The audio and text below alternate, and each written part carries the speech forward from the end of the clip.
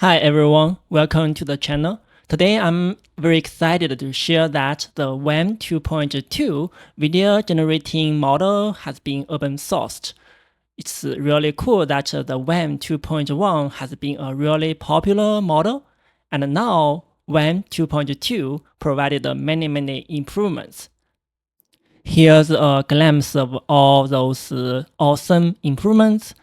Firstly, the model architecture has become a mixture of exports. I think that can provide a really great advantage. Secondly, there are better camera movements baked into the model. Thirdly, the training data has increased a lot, 83%. Wow, that can give you some better modeling for that. And last but not least, it now provided a 720p at 24 frames per second. That's a big improvement over the previous 2.1 model. Here are some of the examples that the WAN 2.2 model generated. It can generate video from both text or image. These are video generated from text description. We can see that some of them are very complicated. And here are the examples using images as input. Together with the prompt, they can generate awesome videos. One of the best things of it is that all the models and the inference code are openly accessible. It means that anyone can run them, and even with consumer GPUs, people can still run it. How awesome is that? Today, I want to do a demo on running it using ComfyUI. If you are not familiar with ComfyUI, please check out my previous video on installing it. I think ComfyUI has doing a great job to provide support for lots of AI models. In this case, it provides day 0 support for the WAN 2.2 model. Alright, so here is a live run. After you updating your ComfyUI, install the dependencies, download the model, and then you can load your workflow onto the ComfyUI UI in the web browser. So here it is. So here is several things that you need to do, right? You need to make sure that you download the model. So this one is the 5 billion parameter model, text or image to video. So I think it's very nice, unified, either text or image. Can use as the input, and then there is the clip. This is the clip for that, and then I think this is new. This is specifically for the WAN 2.2, so this is different from the 2.1 WAN. I think this is quite big. It's about 1 GB of disk size. So here I think we can provide the prompt into the positive prompt here, and I think usually for the negative prompt, you can leave it as the default values. So in this case, I will ask it to generate a launching of rocket. Once we have everything ready, we can press the run button to kick it off.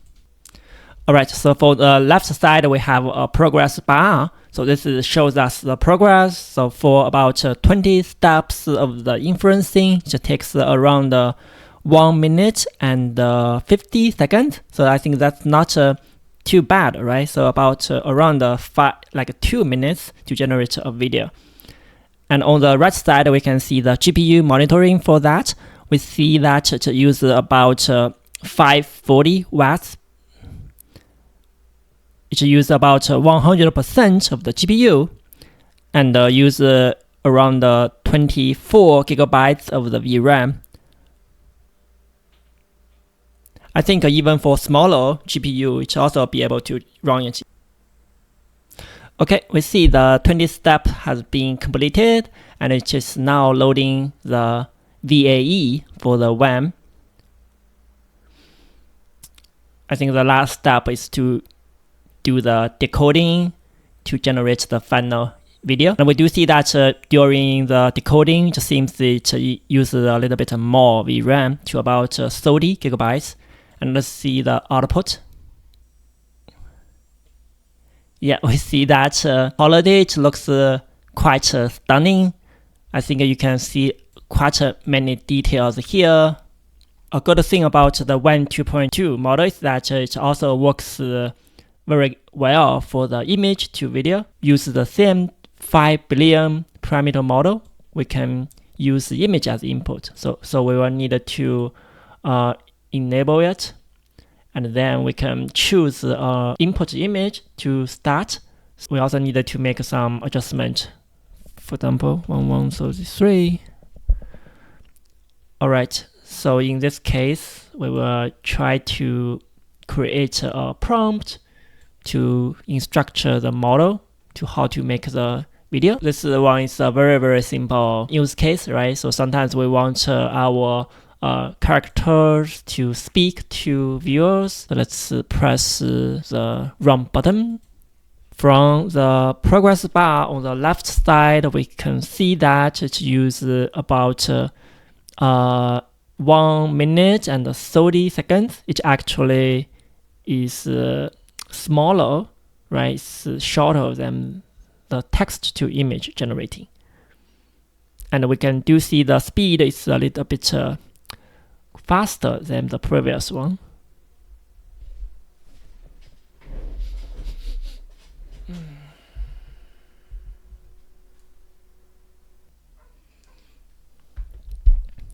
All right, we see it completes generating. So let's take a look at it.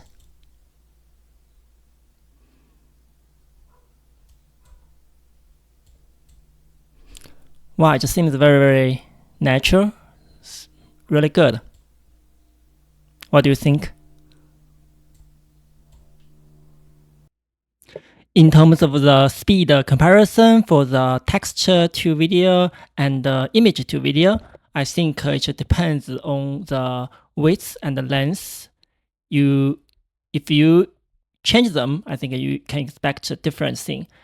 But if you are keeping every setting the same, I think the speed is very comparable. On the top is the texture to video, and on the bottom, which is the image to video.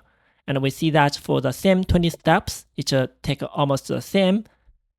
The image to video takes a little bit longer, like 3 seconds longer than the texture to video. Here are some more examples. As we can see that the texture to video and the image to video models are really working very well. I'm sure that there can be lots of improvement to the model as it just came out today. Thank you for watching. Please give it a thumb up and share it. Please subscribe to the channel for future content. Thank you for your support. Goodbye.